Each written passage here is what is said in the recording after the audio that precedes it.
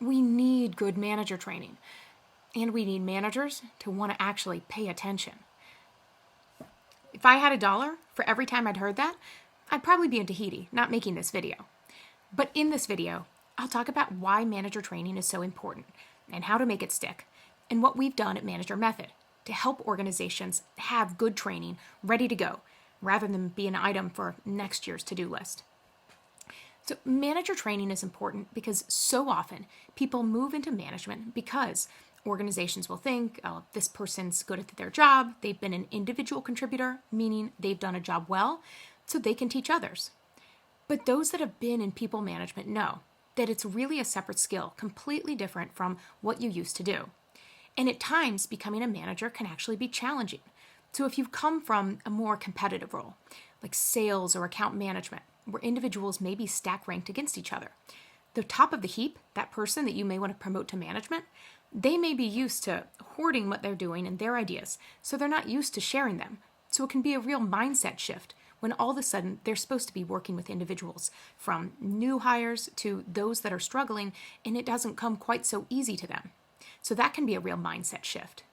Or if you look at kind of on your feet environments, restaurants, retail, moving from something where you've been doing and listening to instructions and carrying that out, to all of a sudden being the one working on strategy, from labor scheduling to thinking about how you work with different employees and what you do if someone comes to you with a question or a problem. So all of those skills and what's involved in people management is completely different when you move into that level. And that can be true when you move up the ladder as well, become a manager of managers. And there's not a lot of resources that give real talk ways to do that. Becoming a people manager isn't like becoming a nurse or a lawyer where there's a required certification. You can move into it, and often many do, without having any type of formal training. That means that someone may be learning from others. That can be a great thing if you have good examples to learn from. But it's not always easy if they're not explaining to you all of the lessons they learned before that. And from a formal training perspective, sometimes manager training can be kind of boring. I know because having been a lawyer, I saw frequently a lot of training was what's required. Whether it's a state that requires anti-discrimination and harassment training, or it's an organization that does it for their insurance purposes, but frequently the training is a check the box. And it becomes like that when you roll it out. People are on mute, cameras off, and just getting through it so that they can move on. It's not doing anything to actually make the training stick. And for manager training, it's important to make sure that the way people learn really makes sense. So sometimes you may be in that on your feet type of environment and you can learn side by side, shoulder to shoulder. But what about some of those people management skills? How do you learn those, including from others that aren't those right in the location with you? Or if you have a hybrid environment, a remote environment, making sure people are watching the videos.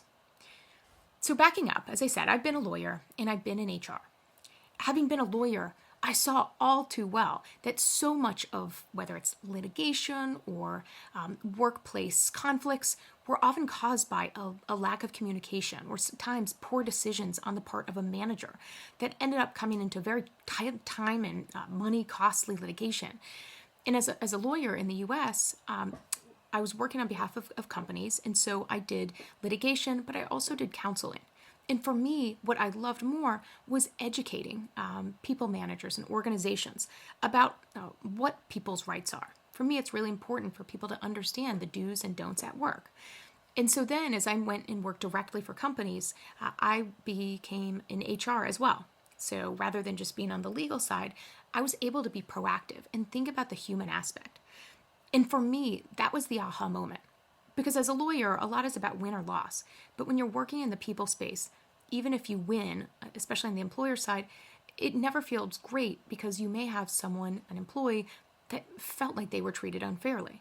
And so in HR, being proactive against that. My goal, and where I've really had the most impact on my career, is in talking to managers and teaching them in very real talk ways, things that they need to know and ideas of what they can do and say in the workplace in real talk ways, rather than just general inspirational book type things.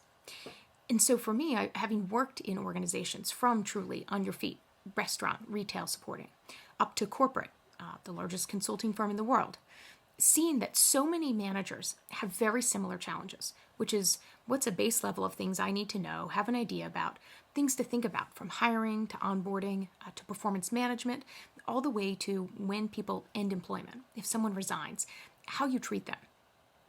So I created Manager 101. That's through Manager Method, which is the company that I started. My North Star is helping managers have the skills that they need to be able to have ripple impacts to their teams. And if you look at the data, and this is why manager training is so important, from the Gallup study about how 70% of an individual's engagement at work is directly impacted by their manager. That means the results they put out. That's real results. It's not just fluff. People management matters. The other data, like the UKG study from early 2023, that says that someone's direct manager can have more of an impact on their health than their doctor or their therapist. All of these talk about the ripple effects that managers can have. And so when you want to create that manager that's able to have a baseline knowledge, not just of do's and don'ts, but of things that you can do, ways that you talk about performance, how you think about empathy, how you really become that leader. That's where I took my experience as a lawyer and in HR to create Manager 101. Now, Manager 101, for organizations, it's a comprehensive package. And so I have a video-based course model. The reason I do that is because while you can have live presentations in person, that can become a challenge. Some people you want to have there are out sick, so they can't come. So all of a sudden the live presentation, even if you record it, loses some of that value. I certainly do that for organizations as well and do in-person trainings. I also do live trainings, often a series of 3 for organizations. But to get all of your managers on the same page, especially if you have some starting at different times, it can be helpful to have a dedicated course. So for Manager 101, I have 15 modules broken up into bite-sized segments, and each of that is at your own pace. So managers get access to their private online portal, and they can run through the course. And for organizations, I have a recommended schedule of 4 deadlines. So it breaks it up. So, it's about an hour and a half or so over each month. And each of those hour and a halves isn't just straight through talking about the same subject. It's broken up into little modules that are as short as just a few minutes, none much longer than about 10 minutes, so that managers watch it. And the feedback I've gotten is that it's very conversational. So the idea is that managers take this, they take it over a certain period of time, and on our end, I have a client success coordinator that works with organizations to send out progress reports so you can make sure that managers are logging in and taking it and being at those stop thresholds where you expect, having taken 3 modules in the first month, just as a check.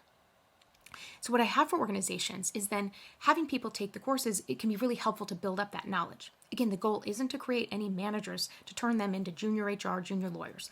That's not needed, but to turn them into leaders. So for organizations then, to help those managers apply it, I have a toolkit that accompanies the Manager 101 program that includes a PowerPoint deck so that it's ready to go for presentations. If you'd like, all you have to do is just add your logo. And then a Word document so that the people, HR contact leading it, those sessions internally, can go through it and have talking points, literally exactly what to say to kick off the session, reading questions, and even has coaching for each paragraph. So as you throw questions to leaders, questions like, do you feel like a people manager has to have a certain persona? Having managers talk about that. Then it includes language that HR can say. All of this so you can customize it as much as you want, but it's ready to go. And from my background, again, having worked at larger organizations, also smaller organizations that don't have as many resources, providing that scalable tool.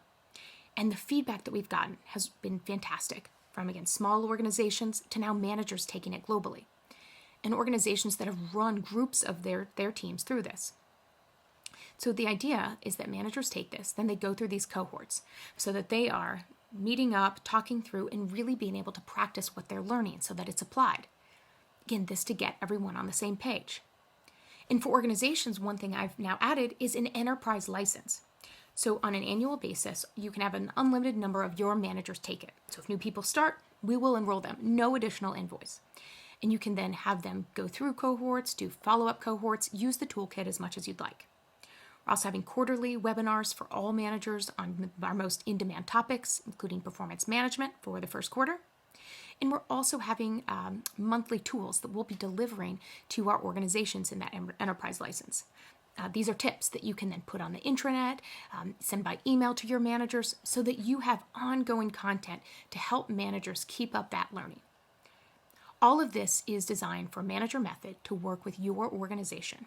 Again, depends on the size of your organization, but to have that flat fee. So we work together, and then you have unlimited access to tools, including as we grow our Manager 101 library. Some of our next modules to come out, including our leadership track, which is to help for leaders of leaders, meaning those that manage others.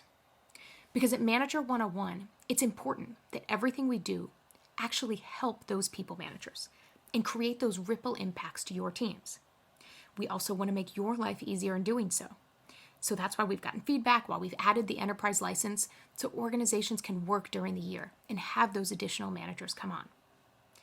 It's been the best part of my career, one that has included years of working at world-class organizations in legal and HR, and now being a LinkedIn learning instructor, where I teach a short course on people management to leaders all over the world. But providing this robust toolkit in digestible ways to managers is the way that I've been able to impact those organizations, but also to help you, whether you're in HR, people, leadership, to be able to drive home those lessons. So I'd love to set up time, talk with your organization so that you have all of the answers about how we partner and what Manager Method can do for your business to help you in helping your managers in their teams to become those leaders that your teams deserve.